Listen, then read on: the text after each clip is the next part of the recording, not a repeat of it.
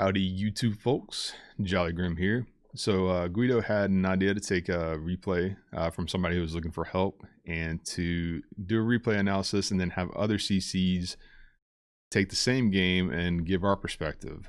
So this is my take. It's just personal preferences and opinions, so don't take my word for gospel. But anyway, let's jump right into it. Pew pew. Okay, so we have APA Woody and the 50 TP, which is the Polish tier 9 heavy, which is one of my personal favorite tier 9 heavies, probably my top tier 9 heavy favorite. It is what I wish the M103 would have been. Great gun depression, good alpha, good turret, all those characteristics I kind of wish were on the M103. Anyway, it's a great tank, and this is a great map port. This is Overlord. If you actually, before we get into the pregame analysis, let's take a look at what he said real quick in the replay description that he provided. So he said, while a solid game, these are the kind that made me kick myself. I got too aggressive in mid game and made this game much closer than it needed to be. It should have been a much higher damage XP game, in my opinion. So the fact that he recognizes that is a great indicator that he is moving in the right direction as far as progressing and getting better. So I do the same thing all the time. I get too aggressive mid-game. I used to watch my replays all the time, and I've kind of stopped doing that, and I need to get back to doing that, because analyzing your own games and your own mistakes can help you get better. And in his case, reaching out for help, and especially this case where we have multiple angles, multiple analysis on this one game, hopefully this will help him. So I'm curious to see how this goes. But anyway, getting back to the pregame analysis, the first thing that I noticed, there are no Artie. His team has 3 tier 9 heavies. They only have 2. His 3 tier 9 heavies are hull down monsters. So you got the 50 TP, the Conqueror, and the Emil. They are great from fighting from a ridge line and using gun depression. They have 2 Russian heavies, which are going to have to fight on flatter ground. So they can use that knowledge to their advantage. And I'll get into what I'll do next. But the only other things I'd really want to point out are the TD. There's only 3 TDs, so there might not be a whole lot of action back here. I'd expect them to either be in J4 or J8. Maybe you get some other mediums or something back there, but otherwise this should be a pretty straightforward fight. Okay, so now getting into my perspective, my opinion on where to go, I would go the 890 personally. I do not care about the north-south alignment of the bases at all. In my opinion, I want to turn this into an east-west fight, and I want to take the east flank and then fight downhill to the west. That would be the most likely outcome for a victory there, in my opinion, is to take this flank and push downhill. And the worst thing to do would be to go to the beach and try to take that flank, because it just, so if maybe you've heard people complaining about going to the beach, but if you've never heard it explained, let me try to explain it real quick. Maybe this will help somebody. So the problem with going to the beach is that you're below these cliffs. You can only fire one direction, north and south. You are limited to basically these 2 lanes of interaction. If your teammates need help, you can't help them. You can't affect anywhere else on the map other than those 2 lanes. And then after that, you're going to be fighting uphill the rest of the game. Even if you win the beach, you're fighting uphill the rest of the game. So it is not a good idea, especially at the beginning. If you're in a mobile tank mid to late game and you recognize a flanking opportunity, okay, maybe. But it's just a bad idea for any tank to go down there at the beginning of the game. Now, that does not mean that you should completely ignore it.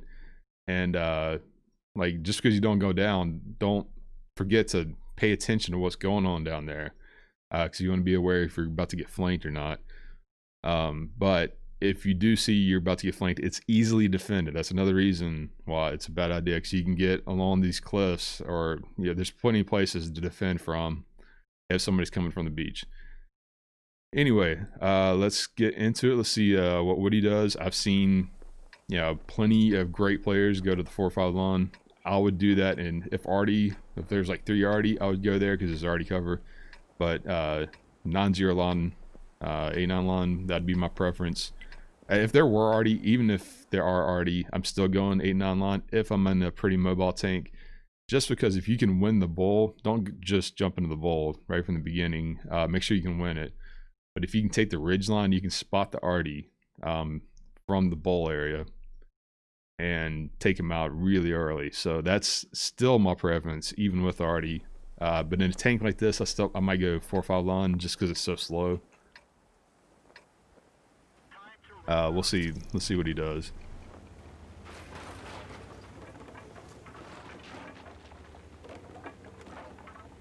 All right, so Woody looks like he's going 4-5 lawn. You got a Progetto going beach. You got a defender going beach. That's not good.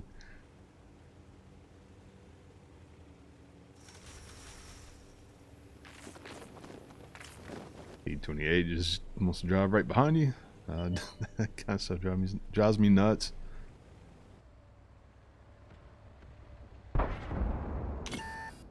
Alright, nice job on the bat chat. If you're an enemy light player, don't do what that guy just did. That just does not work.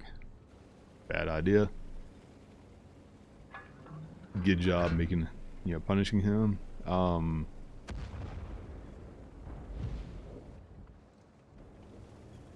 I like this positioning in the 50 TP.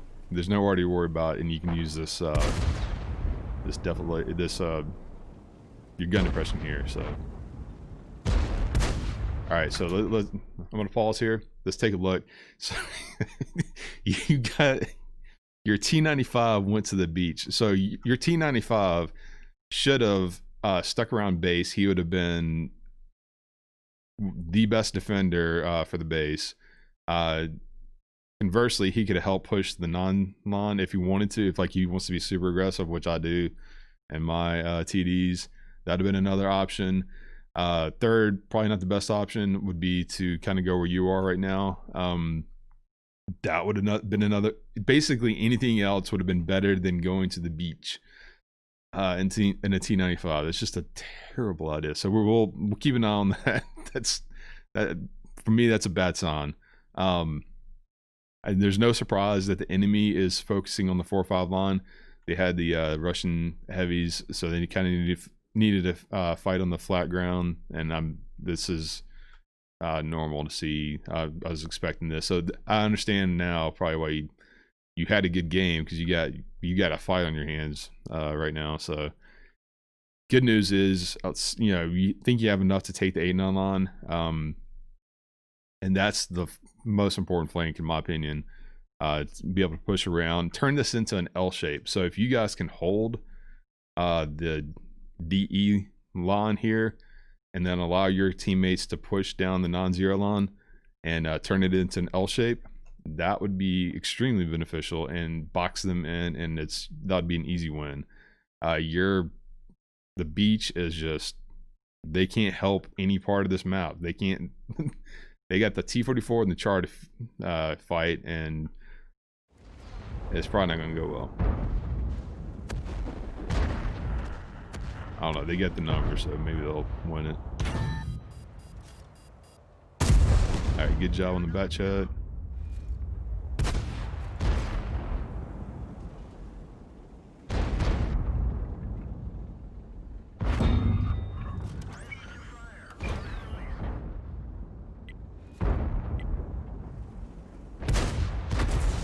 Might be able to get a little bit further left there for a better shot.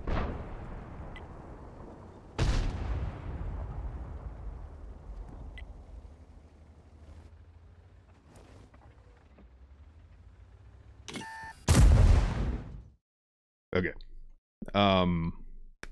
So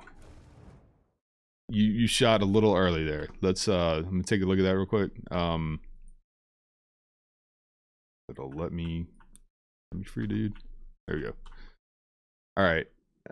If you had inched up a little closer, I don't know if you were worried about the 777. He didn't have a shot on you. I don't know if you backed off, but you were in a perfect position. You could have crept forward just a little bit more, and he's sideways. You can get a wheel well shot, so you can track him and do damage at the same time, and that's probably the most important tank on their team. So getting a nice high alpha shot on that tank right at the beginning of the battle would have that helps swing the HP in your favor and against one of their best tanks, probably the best tank for this match. And so that's a missed opportunity there. I think you could have landed that shot pretty easily without risk of we can't see you because you shot the dirt. So you were hull down. He can only see your turret. The chances of him being able to pin you are extremely small. You know, so that would have been, that's one kind of like a small missed opportunity. We'll see.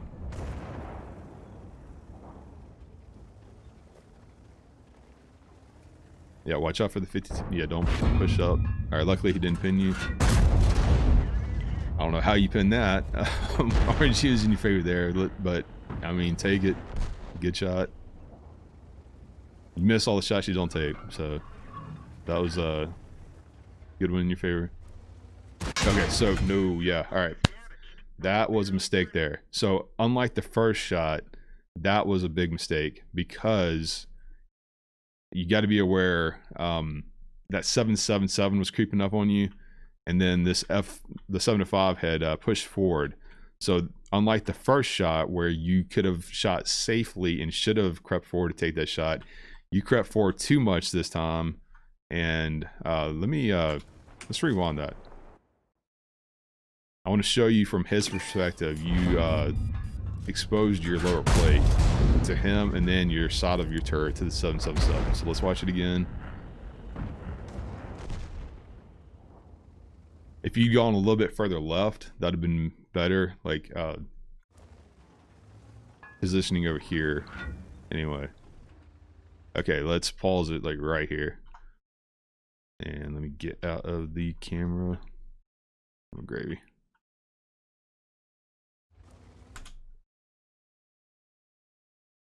Why is this not working? Hey, there we go. Okay. So from his perspective, your lower plate is exposed. He's got a great shot on you. He could actually get a wheel well shot, track you, and do damage from there if he wanted. So he's got a choice of either lower plate or wheel well shot. 777 has got a perfect hull shot or turret shot, so he could attract you too, tracking and damage shot. So you're lucky to only take one shot of damage there. That could have been two easily, and that would have that was so first shot, kind of a bad decision not to go forward a little bit more to get the shot because you were in a great position. This time you're in a bad position. They had crept up more this time, and you kept going forward when you should have backed up. You're lucky to only take one. Let's see if you can make them pay for that. So you're not gonna be able to. You can't even retaliate against 777. So your turret is out. Okay, good shot placement. That's where your first shot should have gone. That was great shot placement there. Unfortunately, because your turret was out, it took a while to swing back on him. He actually got another shot. So you took 3 shots. Luckily, only one of them pinned. But that's yeah. Hopefully, this will help you kind of see things. So in the end, it ends up, you know, being a decent trade, but this is much better positioning. Okay, that little micro move to the left here, micro positioning, that little bitty move to the left. Now you're hull down. Now you're shooting into his lower plate. He has a hard time pinning you. You're going to be able to get a good, I don't know, yeah, you didn't pin it, but still, that was a good shot, a much better positioning there. And then now you're giving it up. Okay, so they ran away, and they should have run away because you were in an excellent position there. You gave out that position. If they had stayed there, you would want to stay in that position. If they're going to give you that fight from that position, because you'd have been impossible to dig, to dig out because they didn't have already. You would have been eating them for lunch there. But they actually ran, so yeah, no point fighting there at the moment. See what you can do to the 110.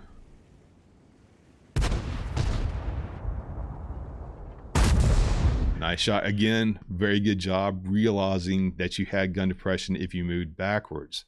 So you moved forward and you actually went too far forward and you didn't have gun depression. A lot of people are just going to keep driving forward so they get gun depression again. You actually realize that if you backed up just a hair, you got the shot. So that was perfect. That was a good job.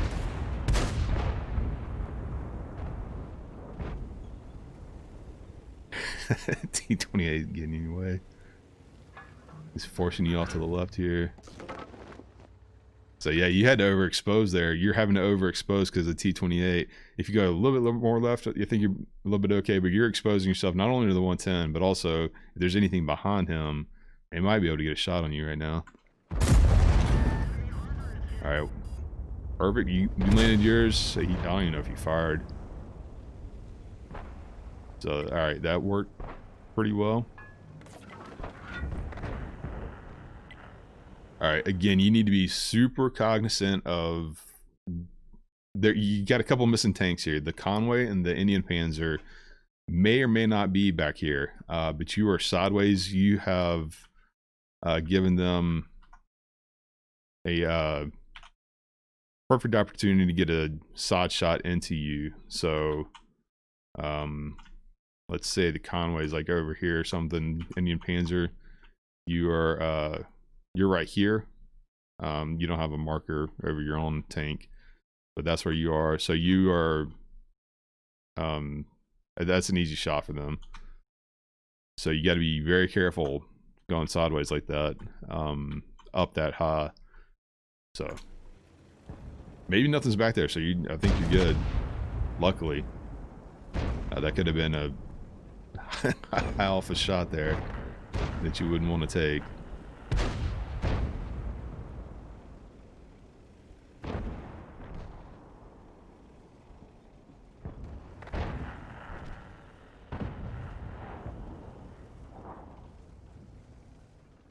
Okay, so I see your wheels turning here. You're backing up. You're thinking, and I think I know what you're thinking, and I can imagine probably what you're gonna do here based on the fact that you sent the replay in, and you said you got too aggressive mid-game. So this is mid-game. There's a lull in the fight. This is a perfect opportunity. Take a look at your mini-map and take stock of what's going on. So I can pretty much already tell you what's going to happen, and like this is kind of that opportunity where you want to. You're in that lull. You're thinking. I can see you're rocking back and forth. The wheels in your head are turning. So yeah, take stock of your mini map. The strength of your team is on the 8-9 line. They've pushed there. I'm surprised they haven't taken it quite yet. So the Indian Panzer popped up here over here. They got the WZ, but they should be able to take care of them. They're gonna have to deal with the 705, but that's the strength of your team. You have a Conqueror behind you. Unfortunately, he's lost a lot of HP. Your low looks like he's going to the beach. That's not good. Your T95 is already dead. No surprise there. The Defender and the Progetto are already dead. So they have a Char, T44, and ISM. So they're gonna the Char, maybe the T95. That's a one shot for the T95. So maybe he wins that, but that's not good. So don't, this is definitely the weakness of your team going this direction. The strength of your team is that way. My opinion, you want to link up with the strength of your team. You want to go, so the most important piece of the puzzle right now is taking this 705 off the board. That's their strongest tank, in my opinion. He's kind of isolated himself in that bowl. If you were to go up instead of, it looks like you're about to go down. If you were to go up and help them, he's still on 1,000 HP. If you could go up, use this building, y'all would have him surrounded. He'd be dead to rights. It'd be an easy win from there on, because y'all just flank around and then push them down. So what's going to happen, I think you have T95 with some, he's a one-shot versus 3 tanks. They're going to be able to flank around eventually. Your low is making a very bad decision to try to help the T95. That's, you don't want to help bad players, especially when they're about to die. And he doesn't have any HP anyway, so better decision for him if he was wanting to defend would be to get up, keep his high position. He's going down. Keep your high position anyway. Conqueror, we'll see what he does. He's behind you. T28 is making a huge mistake. Depending on that, where that Conway's back here somewhere, and I'm sure he's exposed to this T28. I imagine this is a huge mistake. I think he's just trying to kill this 110, but unless he's got to do it properly, it doesn't look like he's about to do it properly. So let's see what decision you make here. You're still thinking. Okay, so right there you made that decision. You looked back at the Conqueror and you made that decision to go forward. I saw that. Though the wheels were turning, you looked back, you saw him. Okay, let's see what happens. I think this is probably a bad decision. You think the Conqueror is going to be bad. Maybe y'all can flank around, but you're giving up high ground here. So there is the Conway. He was back there the whole time. I'm surprised he didn't shoot you this whole time. Okay, so your T28 dead. He was full health a second ago. He's dead. He's out of there. Alright, so that was a very bad decision on his part. He got wrecked within, I don't even know how many seconds that was. Full health. Very bad decision. Very bad play there.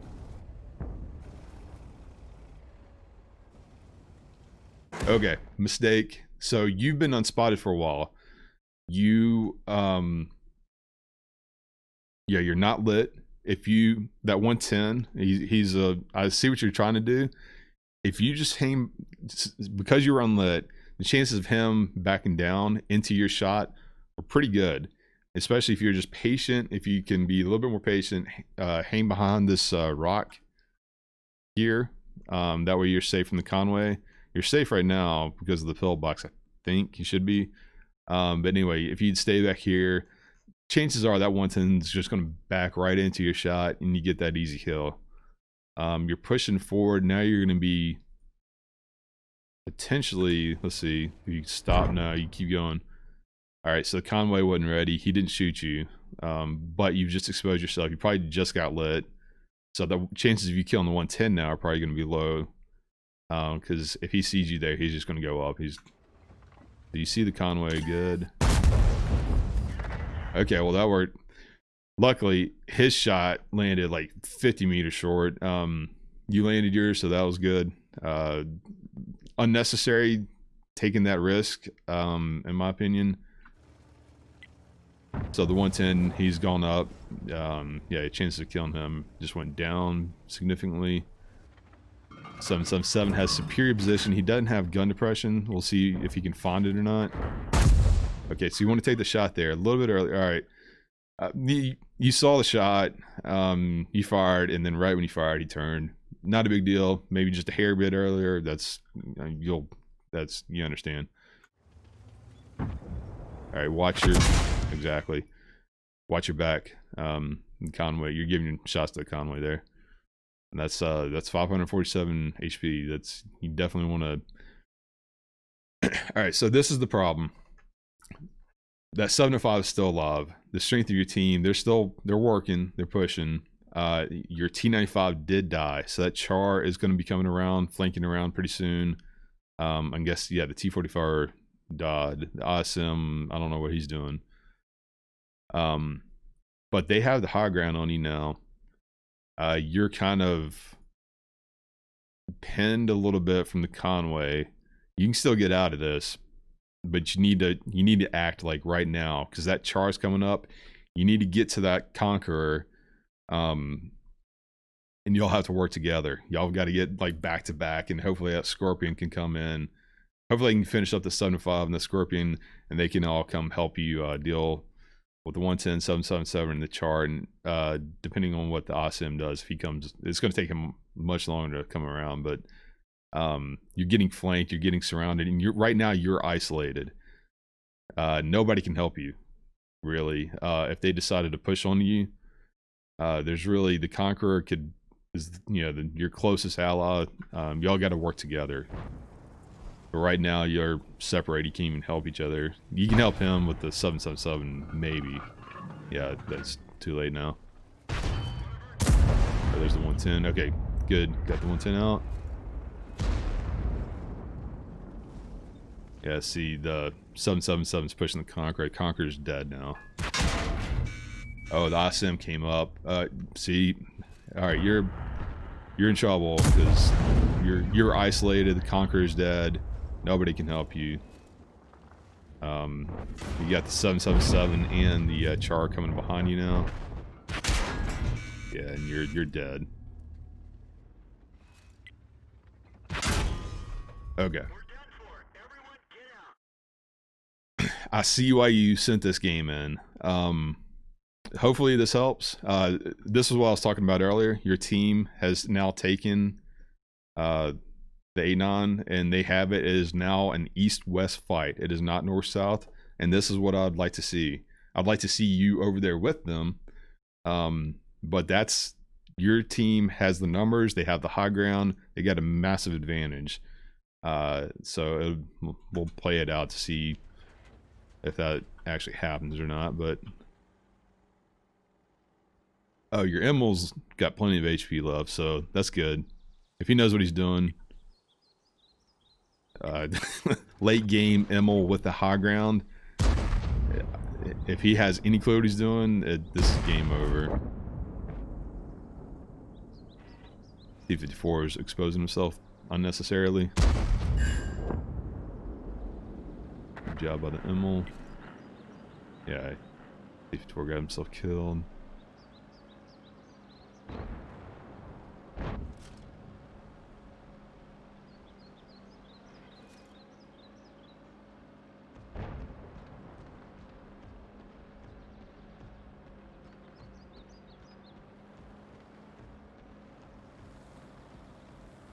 Yeah, so the Emil should keep the high ground. Don't push down. I don't like where he's going.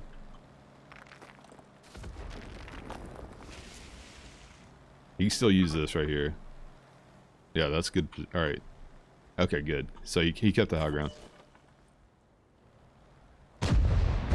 Perfect, perfect, perfect. Okay. Back up a little bit. Yeah, there you go. Good. Okay, so that's a win.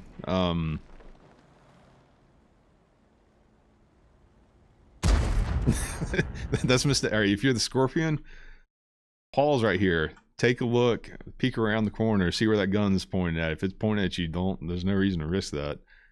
He shouldn't have taken that shot. And the Emil can finish him now, though.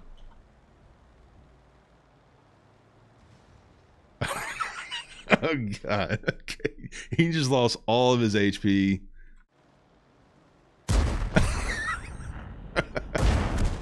Oh man, that's way closer than it should have been. That Emil screwed up big time. That was a bonehead move right there.